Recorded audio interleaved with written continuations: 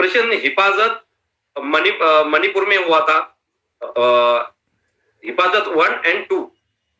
तो हिफाजत 1 में पहले 3 साल थे, उसके बाद 2005 से 2009 तक हिफाजत 2 चला। तो उसके अंदर 20 जून 2005 में हमारे कमांडिंग ऑफिसर को खबर मिली थी कि बॉर्डर के ऊपर कुछ आतंकवादी जो है, उग्रवादी अपने देश के अंदर घुसे हुए हैं, उनके ऊपर अपने रेड करना है, स्ट्राइक करना है, या तो अभी की भाषा में सर्जिकल स्ट्राइक करना है। तो मुझे कुछ कमांडो, गिने चुने कमांडो देके मुझे ब्रीफिंग दी गई और बोला आप आपके ऑपरेशन के लिए तैयार हो जाओ। मैंने लगातार 7 दिन चलने के बाद अपने टारगेट पे पहुंचा। टारगेट पे पहुंचने के बाद वहां की रेकी की, मौसम बहुत खराब था। तो बोलते कि मुश्किल वक्त कमांडो सब, यही नौबत थी। और मौसम ने हमें ये साथ दी कि उनके अंदर, उनके नजदीक से नजदीक जो उग्रवादी थे, उनके नजदीक से नजदीक हमें पहुंचने का समय मिला। इतना मौसम खराब था, बारिश हो रही थी। और इस बारिश के बीच में मैं अपने साथियों को बोल के उनके आगे तक पहुंच गया। एक झोपड़ी के ऊपर 3 फ्लैग लगे हुए थे और कुछ दो एंटीना दिखाई दे रहे थे। तो मैंने ये सोचा कि ये कोई कमांडर ही होंगे, और नजदीक गया और नजदीक गया और हट के एकदम खिड़की के पास पहुंचा तो देखा अंदर, तो ये अंदर जो कमांडर से ही बैठे हुए थे और उनके जो आजू बाजू में बैठे हुए 5-6 बंदे थे। और ये 3 कमांडर जो है अपने सोफे के ऊपर बैठे हुए थे। मैं तुरंत पीछे आ गया और क्राउलिंग से दोबारा अपने गंतव्य स्टेशन में, अपने मतलब मैंने जहां पे आड़ पकड़ी थी वहां पे मैंने पहुंचना था। तो वहां पे पहुंचने से पहले ही ऊपर से एक उनका सेंट्री आ गया। सेंट्री आया और उसने मुझे नहीं देखा, लेकिन मैंने उसको देखा कि उसने पोंचो पहना हुआ था और बारिश होने की वजह से वो इधर उधर देख के आगे चल रहा था। तो मैंने, जब उसने मुझे क्रॉस करके आगे गया तो मैंने अपना कुकरी निकाल के उसको उधर ही साइलेंस कर दिया, उसकी गर्दन काट के उसको उधर खत्म कर दिया। या ऐसा होता कि अगर उसने मुझे देखता तो शायद फायर खोल देता और हमारा सरप्राइज लॉस हो जाता। तो उसको साइलेंस करने के बाद मैं अपने जगह पे जाके पहुंचा और सभी कमांडोज को बताया कि अभी मैं उस हट के ऊपर, झोपड़ी के ऊपर जाऊंगा और वहां उसके अंदर ग्रेनेड डालूंगा। ग्रेनेड डालने के बाद जो ब्लास्ट होगा उसके बाद अपने सभी ने तुरंत उस हट के ऊपर फायर करना है। इसका फायर करने का कारण यह है कि अगर ग्रेनेड से जो आदमी बचेंगे, जो मिलिटेंट बचेंगे, उनको आप जब बाहर आएंगे तो तुरंत उसके ऊपर फायर करोगे तो वो किल हो जाएगा, मर जाएगा वहां पे। तो मैं क्राउलिंग करके दोबारा उधर तक गया, उनके अंदर ग्रेनेड डाले उस घर के अंदर और उसको ब्लास्ट कर दिया। उसके अंदर जितने भी जो 9-10 बंदे थे वो पूरे के पूरे अंदर किल हो गए उस ग्रेनेड की धमाके से। उसके बाद मैं तुरंत वापस अपने पेड़ के पास आया। तब तक मेरे बंदों ने पूरा फायर उस झोपड़ी के ऊपर डाला। तब तक हुआ क्या कि आजू बाजू में जितने भी जो मिलिटेंट थे, जो उग्रवादी थे, उन्होंने उनको ये पता नहीं चला कि एक्चुअल में हुआ क्या है, ये ब्लास्ट कहां से हुआ, या फौज का है या आपस में हमारे में ये मुठभेड़ हुई है। और अंदर जो कमांडर्स थे उनका ग्रेनेड की वजह से जो भी कम्युनिकेशन का जो इक्विपमेंट थे वो पूरे ब्लास्ट हो गए। और अंदर जब कमांडर ही मर गया तो उनको ऑर्डर देने वाला कोई था नहीं। इसका फायदा हमें यह हुआ कि इनको, बाहर वालों को, किसी को पता नहीं चला कि अंदर हुआ क्या है। वो उनको देखने के लिए उस हट के ऊपर आने लगे। जैसे जैसे एक एक आता रहा, हमारे जो कमांडो जो अंदर अंडरग्राउंड में बैठे हुए थे, ग्रोथ में बैठे हुए थे, उन्होंने एक एक को चुन चुन के मारते रहे। तो ऐसे में क्या हुआ, एक बंदा जो मेरा था, जो एक कमांडो, उसको एक मिलिटेंट ने देखा और उसके ऊपर फायर किया। फायर करते ही उसके एड़ी में फायर लग गया, गोली लग गई। और उसने मुझे बोला, सर मुझे गोली लगी है और मैं यहाँ पे गिरा हूं। तो अभी मुझे ये पता नहीं चला कि उसके एक्चुअल में साइड कौन सी थी, क्योंकि मैंने सभी को तो बोल दिया था कि आप इस पेड़ पे जाके आप पूरा उसको कवर कर लो। तो हुआ यूं कि फिर उसने मुझे बोला सर आप इधर आ जाओ, तो मैंने बोला उसको तो मुझे डबल टैप का एक फायर कर ले, ताकि मुझे पता चल जाएगा कि आप यहाँ पे इस पेड़ के पास हो।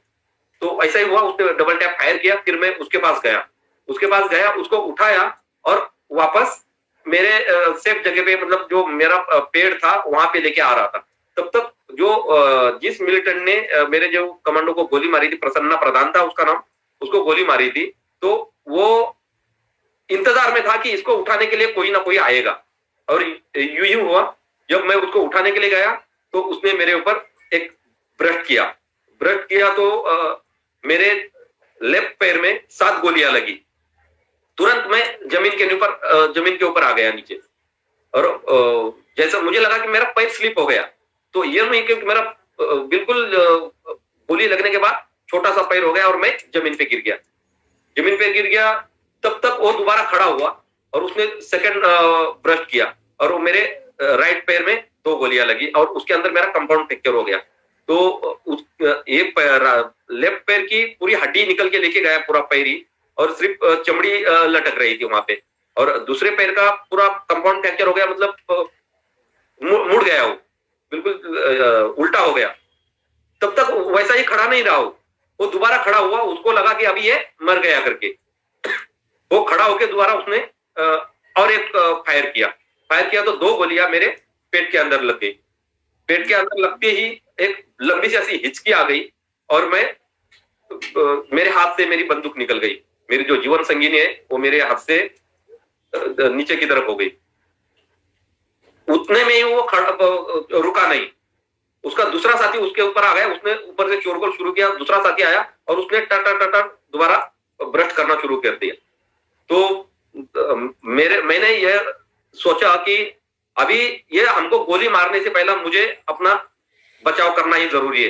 मैंने अपना हथियार उठाया और मैंने उसके ऊपर तान दिया। जैसे ही मैंने सिस नहीं ली थी, जैसे ही हाथ में मेरे को मिली, मैंने ट्रिगर को प्रेस किया और छोड़ दिया। ट्रिगर को प्रेस छोड़ के मतलब तो मैंने जो एम पकड़ा था वो उसी को मैंने उसको चुन लिया। तो वो नीचे से ऊपर तक 18-19 गोलियां उसको लगी, और वो लुढ़कते मेरे पास आ गया, क्योंकि वो हाइट पे था। नीचे आते ही मैंने उसको, क्योंकि मेरे ही पेड़ के पास आया, हाइट पे था, फिसलन होके आते ही मैंने उसको हेडशूट किया। फिर ये खबर मैंने अपने कमांडिंग ऑफिसर को दी और उनको बोला, सर मुझे गोली लगी है, मिलिटेंट तो इतने किल हुए हैं, और मेरे साथ प्रसन्ना प्रधान जो है उसको भी गोली लगी है। तो साहब ने पूछा, बोला कैसा क्या हुआ? तो मैंने उनकी हकीकत बताई, क्योंकि मैंने बोला मेरा पैर में के अंदर एक इसमें ये तो निकल ही गया है, सेकंड पैर जो है पूरा कंपाउंड फ्रैक्चर है, वो उल्टा हो गया है, और प्रधान को नीचे एड़ी में गोली लगी हुई है। तो कमांडिंग साहब ने बोला, डरो मत, मैं आपको हेलीकॉप्टर भेज रहा हूँ। दोपहर के 1 बजे की बात है ये।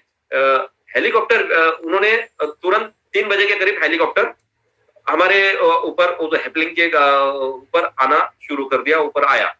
लेकिन लास्ट लाइट होती है मणिपुरी, आप उधर नॉर्थ ईस्ट में जो 4 बजे के करीब अंधेरा होना शुरू हो जाता है। तो सूरज डूबना शुरू हो गया था, और मौसम इतना खराब होगा कि आगे का किसी को कुछ दिखाई नहीं दे रहा था। तो उसके अंदर हेलीकॉप्टर आया, हेलीकॉप्टर को उन्होंने उसके ऊपर फायर किया, जो मिलिटेंट ग्रुप था उन्होंने उसके ऊपर फायर किया। तो अंदर के जो कमांडर थे उन्होंने बताया कि अभी इतनी रिस्क हम नहीं ले सकते, तो आपको इनको कल तक इंतजार करो, जैसे ही फर्स्ट लाइट हो जाएगी सुबह हम इनको इवैक्यूएट करेंगे। तो सारी रात हमें उस जंगल में निकालनी पड़ी, उस बारिश में। उसके अंदर हुआ क्या, रात को 9-10 बजे तक हमारा फायर ऐसा सिंगल सेकंड ब्रश ऐसा सारी रात चलता रहा। पूरे बंदों के ऊपर मैं बताया मैंने कि एक तरफ से सिर्फ फायर नहीं खोलना है, चारों तरफ से एक सिंगल फायर हर 10 मिनट के बाद 15 मिनट के बाद करते रहो, क्योंकि नहीं तो ये हमको घेर देंगे, क्योंकि हम तो सिर्फ 19 बंदे हैं और ये पूरा गांव के अंदर उन्होंने घेरा हुआ है। तो ऐसा सारी रात चलता रहा, तो उनको ये पता नहीं चला कि एक्चुअल में बंदे हैं कितने, क्योंकि फायर तो सारी रात है और इधर से कभी उधर से कभी इधर से, उनको लगा कि हमको ही चारों तरफ से उन्होंने घेर लिया है। जब रात को 10-11 बज गए तो मुझे मेरे बंदे ने मॉर्फिन लाके दे दिया और इंजेक्शन से, लेकिन बहुत सा पॉइजन चढ़ रहा था ऊपर, बहुत दर्द हो रहा था। तो उनको मैं बोला कि ये ब्लीडिंग कम से कम पहले रोको, जो पैर के अंदर जो ब्लीडिंग हो रही थी क्योंकि पैर पूरा गल गया था। तो ब्लीडिंग रुकने के लिए, बांधने के लिए जो पैर है वो सिर्फ मांस लटक रहा था और हड्डियां निकल लेके गया था, तो उसको बांध नहीं सकते थे। तो फिर मैंने उसको बोला, जोशी भाई मेरा ये पैर काट ले और यहाँ पे बांध दे, ताकि वो फर्स्ट एड हो जाएगा तो कम से कम ब्लीडिंग रुकेगी। तो उन्होंने मना कर दिया, बोला नहीं सर, मैं आपको ये मैं नहीं काट सकता। तो भाई फिर मैंने निकाली कुकरी और घुटने से मैंने अपना पैर अलग कर दिया और फिर अभी बोला भैया अभी उसको बांध दे, उसको ड्रेसिंग कर ले। तो रात को 11 बजे उसने मुझे 11 साढ़े 11 बजे के करीब उसने ये बांधा और फिर नाले में लेके गए। नाले में बैठे, नाले में हम उधर बैठे, नाले में बिठा के रखा और बोला फिर अभी सारी रात अपने सोना नहीं है, सोओगे तो खोओगे। तो ये हुई थी। उसके बाद पेट के अंदर की जो गोली थी उसके अंदर पूरी आंतड़ियां बाहर निकल गई। फिर उसको दबा के फर्स्ट एड करके उसको बांध के रख दिया, इस मैगजीन लगा के। उसके बाद जो राइट पैर का जो हड्डी उल्टी हो गई थी उसको उधर के लकड़ियां काट के उसको बांध दिया, स्प्लेंडर करके उसको ठीक खड़ा करके रख दिया। और ऐसी रात, सारी रात हमने वहां पे ऐसी निकाली। सुबह 7 बजे हेलीकॉप्टर आया और हमें फिर इम्फाल में लेके गए। इम्फाल में पेट की गोलियां निकाली और फिर दोबारा बोला कि अभी इनको जो, क्योंकि पूरा पॉइजन शरीर में हुआ था, तो फिर मुझे गुवाहाटी में 151 बेस हॉस्पिटल में लेके गए। वहां पे जाने के बाद फिर मैं कोमा में चला गया। 8 दिन के बाद 7 दिन के बाद मेरी फैमिली वहां पे आई हुई थी, मुझे कोई पता नहीं था, ये आके उधर रुके हुए थे।